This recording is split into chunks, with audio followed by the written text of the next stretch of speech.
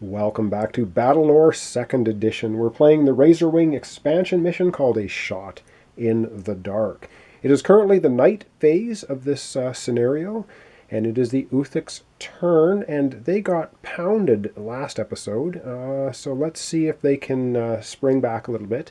They're just trying to prevent any of the Dakan units from getting off the board this way, and so let's see what they can do. And so starting off, they have to, in the main phase, we play a command card. So the command card they're going to play is Echelon Left.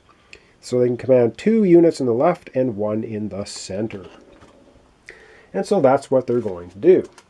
Alright, and the 2 units they are going to command from the left is, of course, the Razorwings and the Grotesque. That's the units they're going to command there. And the 1 from the center, well, there is actually 2 in the center. And so actually I'm going to rethink this because we have 2 in the left, 1 in the center. No, I'm still going to do that. That's going to be the 2 for the left and the Grotesque here, the 1 in the center. Alright, that is playing the command card, and that is now doing the order step, ordering our units. And now what is the move step? Well, these guys are not going to move because they're going to attack the Riverwatch Riders right here. However, our Razorwings have a movement of 3, and they are going to move. So they're going to move 1, 2, 3 over here, adjacent to the Citadel Guards. And then our Grotesque have a movement of 2, and so they will move right here. 1, 2. Alright, now because it's night phase, we can only have adjacent attacks, and of course I should have moved that up a little bit so we can see it a little better. But that's all we have anyway. And now we can resolve the attacks in any order we like.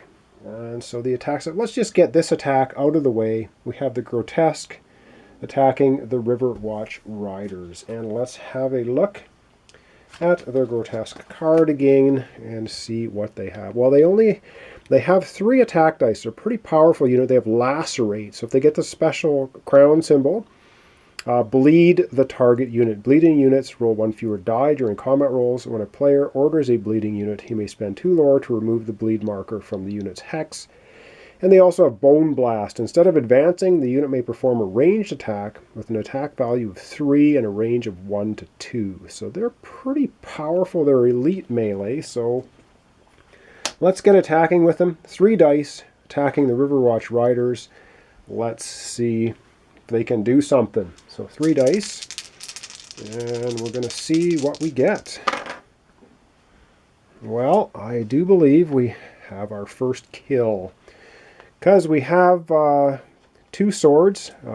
This, if they were down to 1 unit, then this would not hit. But because they are not considered weak, they still have 2 units in their unit, I guess. I keep calling everything a unit, but there's 3 dudes in a unit, so they're not weak. Both of those are hits, and also get a lore.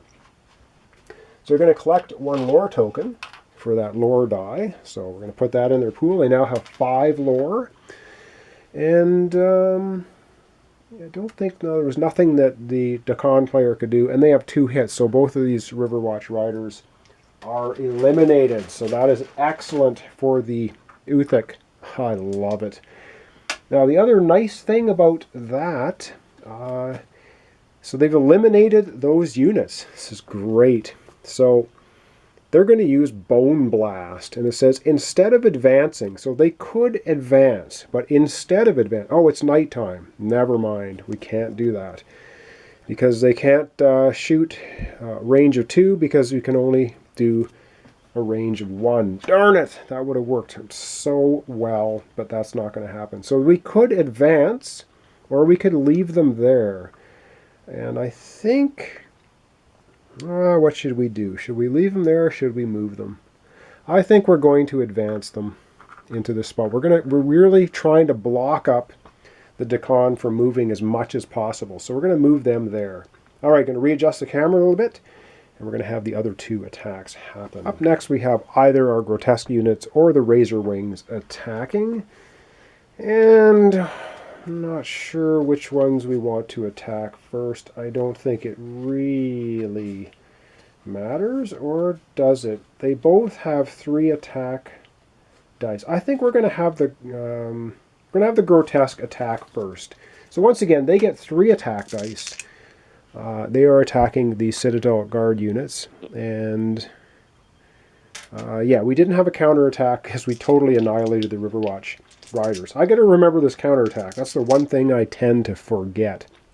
But the grotesque are attacking the Citadel Guards. 3 dice. Let's see what they can do. And they roll 1 retreat, which is not going to happen because these guys are supported. They roll a ranged hit, which does absolutely nothing.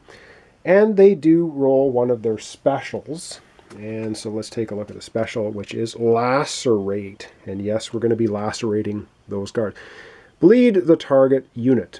Bleeding units roll 1 fewer die on combat rolls. When a player orders a bleeding unit, he may spend 2 lore to remove the bleeding marker. All right, so we have bleeding marker tokens, which look like this. And so we're going to add that now to these Citadel Guards. So they're going to roll 1 fewer die now while they attack. And is there anything that says when they can spend 2 lore? He may spend 2 lore to remove the bleed marker. When a player orders a bleeding unit. So we cannot pay 2 lore right now to remove that, only on our order step for the Dakan player. They are going to get a counterattack. Let's take a look now. Citadel Guards. Now, because they're bleeding, they usually have 3 attack dice. They're going to go down to 2 attack dice because of that bleeding condition. All right, so they're going to counterattack with 2 dice against the grotesque. And they get a double sword, and they get a crown symbol. Well, they don't have that. So they can either cause a retreat with the superior tactics or cause a wound. I think they're just going to go ahead and kill one of the units, causing a wound instead of a retreat. So there we go. That's the counterattack. Now it is the Razor Wings' turn. And the Razor Wings are also going to be attacking the Citadel Guards, and they get 3 attack dice as well. So here we go with the Razor Wings attacking. And the Razor Wings get 2 hits and a special. Now the Razor Wings don't have anything special about their attacks, but they do knock down 2 of the Citadel Guard units. So that's excellent for the Uthik player, because we want to crush their units as fast as possible, preventing them from getting off the board.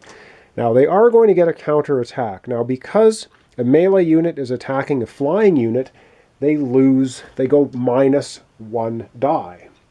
Now we know Citadel Guards have 3 dice to attack. They're going to go down 1 because they're attacking a flying unit. That's 2 dice. They're bleeding. They're going to lose another die. They only get 1 die for their counterattack. So this is working out very well for the Uthik. So 1 die counterattack. Well, they get a lore. So that's going to bring them up to 6 lore tokens. And they didn't do any damage to the Razor Wings. So this has been a pretty good turn so far for the Uthik. So in the middle of the night, the Uthik fight back and do some pretty major damage to our Dakan forces. That's the end of the attack phase. It's now the upkeep phase, victory point phase. Well, we don't care much about victory points. In this game, we're just trying to prevent the Dakan from getting off the board. It's the draw step. Now, I am going to invoke one of the special rules for the game here. And we're just going to look at that quickly here. If it will focus, please focus. It says after a player's draw step. So after this step, he can spend 2 lore, discard all your command cards, and draw an equal number of command cards.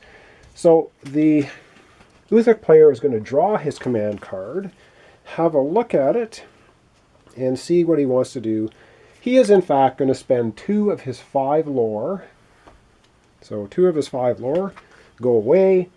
He is going to discard all 4 of the command cards that he currently has he's going to draw 4 new ones, and that's one of the special rules of this scenario. So he gets 4 new command cards for future turns. So that was his draw step. He's into his lore step now, and because he just spent 2 lore, he's going to end up just collecting 2 lore tokens. So that's going to be 2 lore tokens, bringing him back to 5, and he has 3 lore cards. So we're not sure what he's got up his sleeve. I'm sure we'll find out in future episodes. And that is going to conclude the Uthic turn, which is pretty good. We're still in the night phase.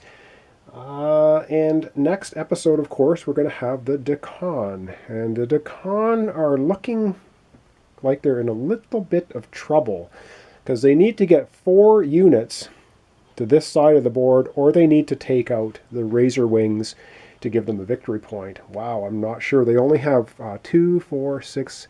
They only have 8 units left on the board. Half of them have to escape. The Uthic have done a pretty good job of boxing them in so far. Well, thanks for watching. Thanks for subscribing. Thanks for liking my videos if you do. Join me next time for the continuation of the Razor Wing expansion mission, A Shot in the Dark. We will have the Dakan trying to break out past those Razor Wings and get off the board for some victory points. Let's hope they can do it. All right, thanks for watching, and join me next time.